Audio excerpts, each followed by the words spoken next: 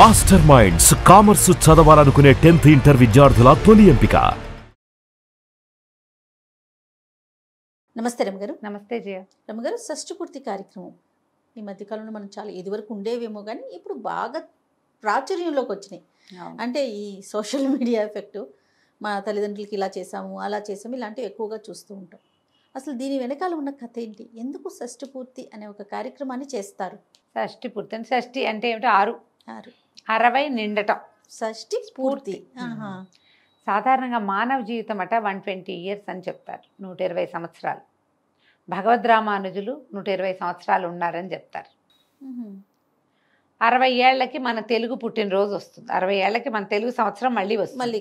60 ఏళ్ళు కదా, మనం ప్రభవలో పుట్టామనుకో, మళ్ళీ ప్రభ వచ్చేదాకా వచ్చేసరికి 60 నిండుతుంది కదా. అవునవును. అయితే ఈ మానవ జీవితము 120 సంవత్సరాల వయసులో 60 గడిస్తే సగం గడిచినట్టు. ఈ సగం గడిచాక మృత్యువు ఒక స్వరూపంలో పొంచి ఉంటుందట, ఉగ్రరథుడు అనే పేరుతోటి. ఈ టైంలోనే మనకు చూడు చాలామందికి హార్ట్ అటాక్లు వస్తాయి. 60 దగ్గర పడేసరికి హార్ట్ అటాక్లు వస్తాయి, రకరకాల హెల్త్ ఇష్యూస్ వస్తాయి. ఇది దాటితే మళ్ళీ పుంజుకుంటారు, ఒక్కొక్కసారి ఇందులో పోతారు. ఆ ఉగ్రరథుడు అనే వాడిని శాంతింప చేయటానికి చేసే ప్రక్రియ షష్ఠి పూర్తి. ఈ 60 నిండటం, 60 దాటటం, పూర్తవటం అనేది మగవారిని చూస్తారా, ఆడవారిని చూస్తారా రమ్మగారు? సాధారణంగా సంసారంలో మగవాళ్ళదే చూస్తారు, ఆడవాళ్ళని చూడరు. ఏంటంటే ఇప్పుడు ఇది చేసేది హిందూ వైదిక విధి. పూర్వకాలంలో వైదిక విధులు నిర్వహించుకునే వాళ్ళు మాత్రమే చేసుకునేవాళ్ళు ఈ క్రియలు. క్రమంగా ఇప్పుడు అందరికీ ఏంటంటే మనం వైదిక విధులు చేసే వాళ్ళని హైర్ చేసి చేయించుకోవచ్చు కదా, వాళ్ళని పిలుచుకుంటాము. దక్షిణ తాంబూలాదులు యథారీతిగా సమర్పించి ఎవరైనా చేయించుకోవచ్చు.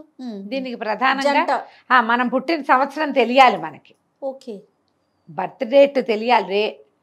ఏ తిథి నాడు మనం పుట్టేమో అదే తిథికి 60 పూర్తవుతుంది. ఆ తిథి తెలిసి ఉండాలి. ఓకే, బేసిక్ రూల్ అది. అదేలేండి. మామూలుగా 60th బర్త్డే గ్రాండ్గా సెలబ్రేట్ చేసుకోవడం వచ్చింది ఇప్పుడు. షష్ఠి పూర్తి అంటే బర్త్డే కేక్ కటింగ్, దీపాలు ఆర్పడాలు కాదు, క్రియ, వైదిక క్రియ. ఇదేం చేసేవాళ్ళు, రకరకాల మృత్యుంజయ హోమం. ఇప్పుడు ఉగ్రరథుడు కదా ఇప్పుడు వచ్చేది, అతన్ని శాంతింపజేయడానికి ఉగ్రరథ శాంతి కోసమే మృత్యుంజయ హోమం, నవగ్రహ హోమం, గణపతి హోమం, ఆయుష్ హోమం ఇవి చేస్తారు. ఒక సంసారంలో మగవాళ్ళు కనుక 60 క్లాస్ అయితే భార్యా సమేతంగానే చేస్తారు. 4 పూటలు 2 రోజుల పూజలు ఇవి. 2 days ఉంటాయి కార్యక్రమాలు.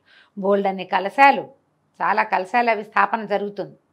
కలశ స్థాపన తర్వాత గంగా, యమున, సముద్రుడు వీళ్ళందరినీ పిలుస్తారు, వాళ్ళందరినీ ఆవాహన ఆ కలశాల్లో. నదులని సముద్రుణ్ణి ఆవాహన చేసి వాటితోటి పూజా విధానం అంతా చేసి, అంటే చాలా పెద్ద గోశాంతి గోపూజ చేసి, తర్వాత ఏమో పంచగవ్యాలు అవి పంచగవ్య ప్రాసన కూడా చేయిస్తారు నాకు గుర్తుండి. పంచగవ్యాల పూజ అవి విధానం నిర్వహించి, హోమం నిర్వహించి, దానాదులు అన్ని దానాలు అవి సమర్పించి, చివరికి ఈ కలశాల్లో నీళ్లతోటి అవబృధ స్నానం అంటారు. ఆ కలశాల్లో నీళ్లు ఈ దంపతుల మీద పోస్తారు. ఓకే, అప్పుడు వీళ్ళకి మళ్ళీ ఏంటంటే ఇంకా కొంతకాలం ఆరోగ్యంగా జీవించడానికి కావాల్సినటువంటి ఈ గ్రహాల యొక్క అనుగ్రహం లభిస్తుంది. పూజ విధానం అది. 60thలో ఉగ్రరథ శాంతి చేస్తే మళ్ళీ 75కో 72కో భీమరథ శాంతి అని చేస్తారు. ఇది ఉగ్రరథుడు, భీమరథుడు. మళ్ళీ 80 తర్వాత మళ్ళీ ఇంకోటి విజయరథుడు అని ఇంకోటి ఉంటాడు. ఇట్లా 3 చోట్ల చేస్తారు. ఈ 82 అవి దాటాక సహస్రచంద్ర దర్శనం అని చేయిస్తారు. మన వాళ్ళకంటే తమిళియన్స్ ఎక్కువ చేస్తున్నారు, వాళ్ళకు ఉంది ఆ పద్ధతి. 82 years వచ్చాయి అనుకో పెద్దవాళ్ళకి, పెద్ద ఆయనకి భార్య లేకపోయినా కూడా సహస్రచంద్ర దర్శనం అంటే 1000 చంద్రుల్ని చూసినటువంటి వారని పూజ అది బాగా పెద్ద, ఇలాగే గ్రాండ్గా ఆరోగ్యంగా ఉండాలని. షష్ఠి పూర్తి ఎవరైనా చేసుకోవచ్చు. ఆడవాళ్ళ షష్ఠి పూర్తి గురించి వస్తుంటుంది, నాకు 60 నిండినే మరి నేను కూడా షష్ఠి పూర్తి చేసుకోవచ్చా అని కొంతమంది అడుగుతారు. ఈ వైదిక క్రియలన్నీ కూడా భార్యాభర్తలు పీటల మీద కూర్చుని నిర్వహించవలసినవి. భర్తలు ఉంటే భర్తకి 60 పుట్టినరోజప్పుడు భార్యలు కూడా వాళ్ళతో పాటు కూర్చుంటారు.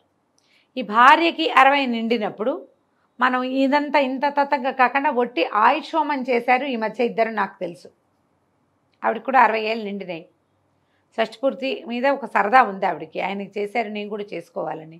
అందుకని మరి వాళ్ళ పురోహితులే చెప్పారట, ఆయుష్ హోమం చేసుకోవచ్చు మీరు స్త్రీలకి అలాంటి అవకాశం ఉంది అని.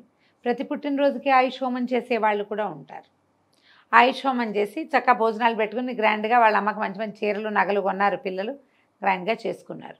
మగవాళ్ళకి చేసేటప్పుడు ఎక్కువ కలశ స్థాపనలు, యజ్ఞం, హోమం అన్ని ఇదంతా ఆయనే స్వయంగా నిర్వహించుకునేలాగా ఉంటుంది కాబట్టి అట్లా చేస్తారు. ఆడవాళ్ళు కూడా చేసుకోవచ్చు. సింపుల్గా చేసుకోవటం ఎలా అని మొన్న ఒకరు అడిగితే నేనేం చెప్పానంటే, ఎక్కడైనా దేవాలయంలో డబ్బులు కట్టండి అమ్మా, ఏదైనా హోమం జరుగుతాను 2-3 హోమాలు చేయించేసుకోండి అక్కడే. దేవాలయంలో నిత్య అన్నదానం అది ఉంది, డబ్బులు కట్టి చక్కగా వచ్చిన వాళ్ళందరికీ అన్నదానం చేయించండి. మీ పేరుతో అన్ని చోట్ల దేవాలయాల్లో అభిషేకాలు చేయించుకోండి. బర్త్డే రోజున సెలబ్రేషన్ ఒట్టిగా కేక్ కటింగ్, దీపాలు ఆర్పడం కాకుండా ఇవి చేసుకోవచ్చు కదా కనీసము. అట్లా ఏదైనా చేయొచ్చు. వైదిక విధి ప్రకారం చేసుకోవాలంటే కొంచెం ఖర్చు, 2 రోజుల సమయము, మొత్తం జనం అంతా గ్యాదర్ అవటం. పిల్లలే పూనుకుని చేశారా మరీ మంచిది, చేసుకోగలిగితే చేసుకోవచ్చు. దీనివల్ల ఏమవుతుంది, మనం ఒకసారి పునర్యవనం వచ్చినట్టుగా అవుతుంది అనమాట. గ్రహాలకి బలం పెరుగుతుంది. ఆయుష్ హోమం వల్ల మనకి ఫర్దర్గా వచ్చే అనారోగ్యాలు అవి రాకుండా ఉంటాయి. ఒక రక్షణ లభిస్తుంది, వైదికమైన రక్షణ కోసం. అదే పాయింట్. ఆ పాయింట్ కోసమే షష్ఠి పూర్తి చేసుకుంటారు. 60 నిండటం సరిగ్గా మనం ఏ రోజున పుట్టామో ఆ రోజునే చేసుకోవటం మంచిది కుదిరితే. ఒకవేళ ఆ రోజు కుదరలేదు, అవకాశం లేదు, అప్పటికి అనుకోలేదు, 60వ పడిలో పడ్డాక 60కి వచ్చాక ఏదైనా ముహూర్తం పెట్టించుకుని కూడా చేసుకోవచ్చు. మీకు ఎలా కుదిరితే అట్లా. ఏమైనా దేవాలయాల్లో అవకాశం ఉందనుకో ఏర్పరచుకుని చేసుకోవచ్చు, ఫంక్షన్ హాల్లో చేసుకోవచ్చు. సొంత ఇంట్లో చేసుకుంటే మీరు ఏదైనా ఇల్లు కట్టుకుని ఉంటే ఇంట్లో చేసుకుంటే మరీ బలం, మరీ మంచిది. ఎందుకంటే ఈ హోమం ఇవన్నీ కూడా ఈ పాజిటివ్ వార అంతా కూడా మన ఇంటికే వస్తుంది కదా.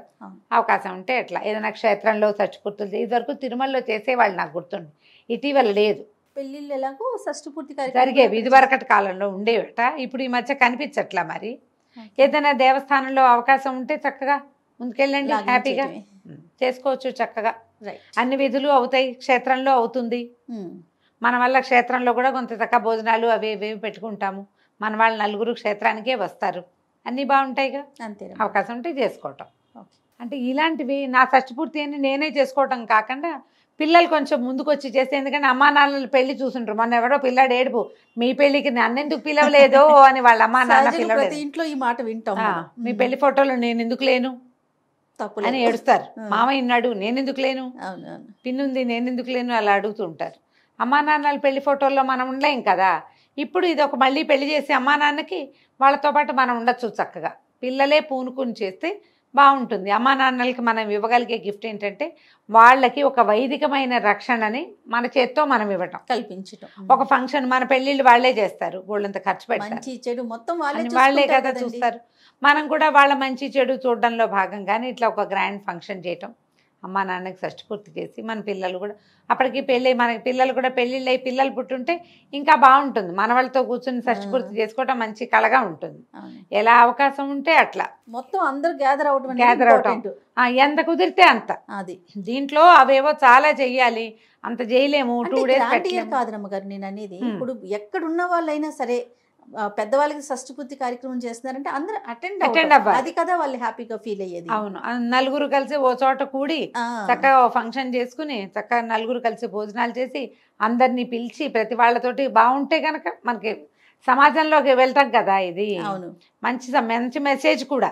మా అమ్మ నాన్నకి మళ్ళీ మేమే పెళ్లి చేసామని అన్నట్లుగా అలా సరదాగాను ఉంటుంది. వైదికంగా కూడా ఇది బలాన్ని ఇస్తుంది కుటుంబానికి. అది ఫ్యామిలీ బాండ్ ఒకటి పెరుగుతుంది కదా. మీ నాన్నగారు షష్ఠిపూర్తి దగ్గరలో ఉంటే ఓవేళ షష్ఠిపూర్తి అయిపోయింది, ఆయన 65 68 వచ్చేసాయి, అప్పుడు చేయలేదు, ఇప్పుడు తెలుసుకున్నాము, ఇప్పుడు ఏం చేద్దాము, 72కి చేయొచ్చు. ఇది ఉగ్రరథ శాంతి, భీమరథ శాంతి చేయొచ్చు. అమ్మా నాన్న చక్కగా హెల్తీగా ఉంటే హ్యాపీగా చేయొచ్చు. అమ్మ లేదు నాన్నగారు ఉన్నారు, వారికి కూడా చేయొచ్చు. అలా కూడా చేయొచ్చు. ఏది కుదిరితే అది, ఏదైనా ఒకటి చెయ్యాలన్న సంకల్పం ఒకటి ఉంటే చాలు. నమస్తే. నమస్తే.